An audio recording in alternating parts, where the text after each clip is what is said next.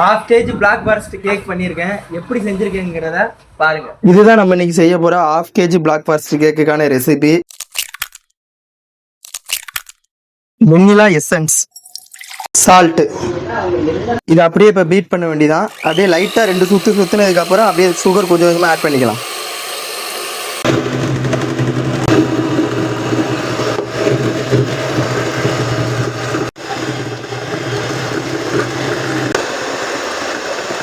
Cake gel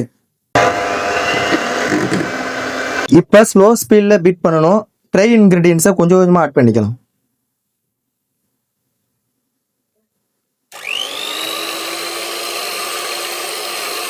கொஞ்சம் திக்காக இருந்துச்சுன்னா கொஞ்சம் மில்க் ஆட் பண்ணிக்கலாம்.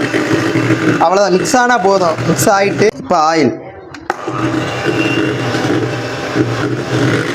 இப்போ இந்த கேக் பேட்டரை நம்ம எடுத்து வச்சிருக்க டின்னில் போர் பண்ணிடலாம்.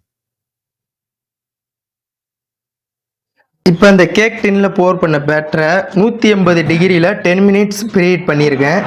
கரெக்டாக அது வந்து 30 நிமிஷம் 25 நிமிஷம் வைக்கிறேன். எப்படி இருக்குங்கிறத பார்க்கலாம். இது ஹாஃப் கேஜிக்கான சின்ன மோல்டு, அதனால 25 நிமிஷத்துலேயே சூப்பராக பேக் ஆகிட்டு. என்னோட வீடியோ பார்க்குறவங்களுக்கு தெரியும், இது வந்து 1 கேஜி அளவுக்குள்ள ரெசிபி. சுகர் சிரப்பும் விப் கிரீமும் இது அப்படியே ஹாஃப் கேஜிக்கு பாதி அளவில் எடுத்து செய்ய போகிறோம். சுகர் 50 கிராம், வாட்டர் ஒரு 130 கிராம். சுகர் சிரப்போட ஃப்ளேவருக்காண்டி ஒரு பிஞ்ச் அளவுக்கு ஏலக்காய் பவுடர். இப்போ ஒரு விஸ்கை வச்சு அடுப்பில் வச்சு நல்லா சுகர் கரையிற வரைக்கும் நல்லா மிக்ஸ் பண்ணிவிட்டு ஆற விட்டு ஃப்ரிட்ஜில் ஒரு 1 ஹவர் வச்சு யூஸ் பண்ணிக்கலாம். 200 கிராம் அளவுக்கு இப்போ விப் கிரீம் எடுத்து வச்சுருக்கோம். இதை நல்லா பீட் பண்ணி எடுத்துக்கலாம்.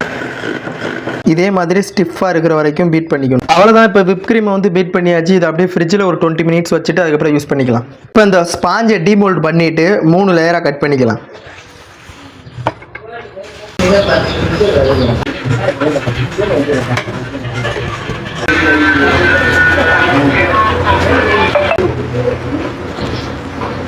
நம்ம செஞ்ச கேக்கோட ஃபைனல் அவுட்புட் இப்படி தான் இருந்துச்சு. எப்படி இருக்குங்கிறத கமெண்ட்ல சொல்லுங்க.